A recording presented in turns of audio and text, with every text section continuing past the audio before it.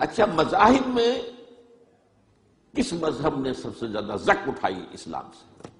پہلے شرک، دوسرا یہودیت۔ یہودیت کی کمر ٹوٹی، تین ان کے قبیلے تھے بڑے زوردار، وہ مدینے سے نکالے گئے، ایک قبیلے کے تو تمام جوان مردوں کو قتل کیا گیا۔ پھر ان کے مضبوط قلعے تھے خیبر کے علاقے کے اندر، فدق اور یہ ان سب میں سے نکالا گیا۔ تو یہودیوں کی بریوری تو ختم ہو گئی جبکہ خیبر فتح ہو گیا اور وہاں کے بڑے بڑے قلعے حضرت علی رضی اللہ تعالیٰ عنہ کے دستے مبارک سے، اور ان کا بہت بڑا مرحب، بہت بڑا سردار، بہت بڑا طاقتور، وہ قتل ہوا حضرت علی کے ہاتھ رضی اللہ تعالیٰ عنہ۔ But not the Jewish treachery. وہ ٹریچری اب شروع ہوتی ہے حضرت عثمان کے زمانے میں۔ عبداللہ ابن سبا ایک یہودی ہے یمن کا، وہ اسلام کا لبادہ اوڑھ کر اسلام میں آ گیا مدینے میں۔ یہاں اس نے اس معاشرے کا خوب تجزیہ کیا، یہاں کیا کیا چیزیں ہیں، کون کون سی فورسز ایٹ پلے ہیں، میں کس دختیرہ کو چھیڑ سکتا ہوں۔ انہوں نے محسوس کیا کہ بنو ہاشم اور بنو امیہ کی بڑی پرانی جو ہے چپقلش اور مسابقت، ایک طرح کا مقابلہ قریش کے ان دو بڑے گھرانوں کے اندر، یہ ان کی ہڈیوں کے اندر ہے، اس کو اٹھایا۔ اب عجیب بات اصل میں یہ ہے کہ خلیفہ اول حضرت ابو بکر نہ بنو ہاشم میں سے تھے نہ بنو امیہ میں سے تھے، بنو تیم میں سے تھے، چھوٹا سا قبیلہ تھا۔ حضرت عمر بھی نہ بنو ہاشم میں سے تھے نہ بنو امیہ میں سے تھے، بنو عدی میں سے تھے۔ اب یہ حضرت عثمان تھے کہ جو بنو امیہ میں سے تھے۔ یہاں سے اس نے اٹھائی بات اور ایسی ایسی باتیں شروع کی جو عوام جو ہیں، جو پورا رسوخ فی العلم حاصل نہیں ہوتا، وہ اس کے اندر بہہ جاتے ہیں۔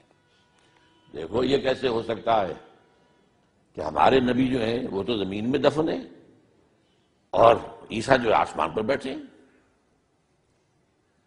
اور عیسیٰ تو دوبارہ آئیں گے اور ہمارے نبی نہیں آئیں گے وہ بھی آئیں گے، اور ہر نبی کا ایک وصی ہوتا ہے، محمد کا وصی علی ہے، اسے ہونا چاہیے خلیفہ، وہ بنو ہاشم میں سے ہے۔ باقی جو بھی خلیفہ بنا غاصب ہے، ابو بکر غاصب، عمر غاصب، اور اب جو ہے سب سے بڑا غاصب نہیں غصاب کہہ لیں اس کو، وہ تو بنو امیہ میں سے عثمان۔ ہاؤ کم، کیسے خلافت اس کی؟ اور اس نے اس تک بات بڑھائی ہے کہ حضرت علی تو خدا ہیں، اوتار ہیں خدا کا۔ یہ ساری چیز آج بھی یا علی مدد کا نعرہ جو لگ رہا ہے، یہ وہی سبائیت کے اثرات ہیں۔ یا اللہ مدد کا نعرہ نہیں لگاتے، یا محمد مدد کا نعرہ کوئی نہیں لگاتا، یا علی مدد۔ یہ ساری چیزیں جو ہیں سمجھ رہی تھی حضرت علی رضی اللہ تعالیٰ عنہ کے بارے میں غالب بھی کہتا ہے مشغول حق ہوں بندگی بوتراب میں۔ بوتراب حضرت علی، ان کی بندگی کرتے ہوئے میں اصل میں اللہ کی بندگی، میں ان کی بندگی کرتا ہوں گویا کہ اللہ کی کرتا ہوں۔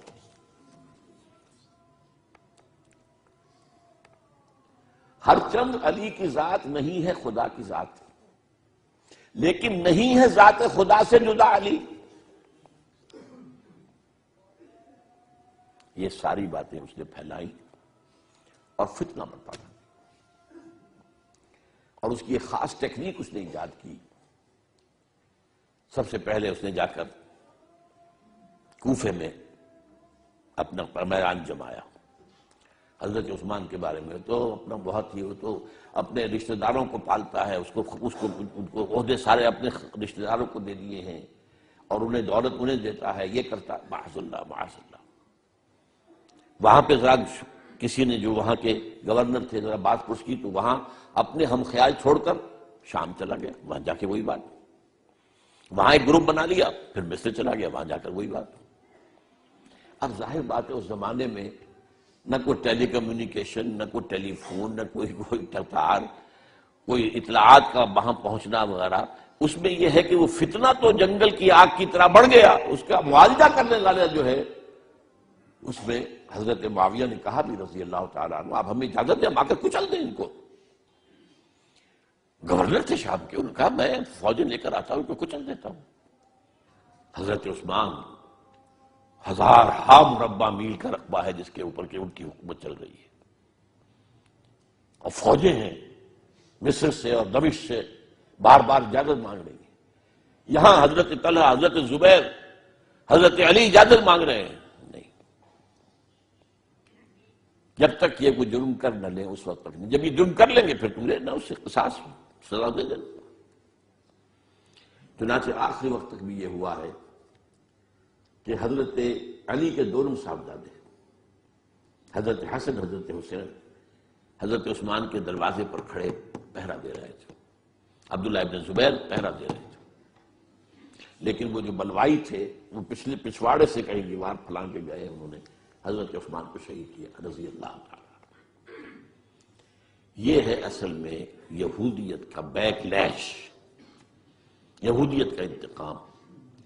اور جو سازشی ذہن اللہ نے ان کو دے رکھا ہے اس میں کوئی شک نہیں. ذہین انتہائی تباہ قوم, لیکن ان کا جسے ہم کہتے ہیں ایول جینیس, تو ان کی ذہانت کا جو ہے میدان سازش, اور اس میں اتنے ماہر ہیں کہ وہ زخم لگایا ہے اسلام کو, جسد ملی کو. ابھی تک اس سے خون نکل رہا. یہ سنیت اور شیعت کی تقسیم کہاں سے شروع ہوئی؟ وہی سبائیت, وہی سے تو ہے. حالانکہ جب حضرت علی کی بیعت ہو گئی ہے تو حضرت علی نے پھر عبداللہ ابن سوا سے کہا توبہ کرو, تم کہتے ہو کہ میں خدا ہوں, توبہ کرو ورنہ میں تمہیں زندہ جلا دوں گا. نہیں, تم ہماری جتنی چاہے آگ مالو, ہم کہتے تم اللہ ہو.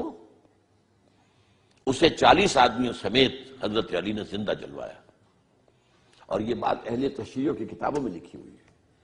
بدقسمتی سے آج کل اگر کوئی بات کی جاتی ہے عبداللہ ابن سبا کے خلاف تو وہ سمجھتے ہیں کہ یہ شیعت کے خلاف بات ہو رہی ہے. حضرت علی نے تو خود ان کی اپنی کتابوں کے مطابق عبداللہ ابن سبا اور اس کے 40 ساتھیوں کو زندہ جلایا. تو خدا ہے, تو ہمیں آزما رہا ہے. وَلَنَبْلُوَنَّكُمْ بِشَيْءٍ مِّنَ الْخَوْفِ وَالْجُوعِ وَنَقْصٍ مِّنَ الْأَمْوَالِ وَالْأَنفُسِ وَالثَّمَرَاتِ, بس اسی طرح ہماری آزمائش کر رہا ہے. بہرحال یہ ہے پس منظر حضرت عثمان کی شہادت کا رضی اللہ تعالیٰ.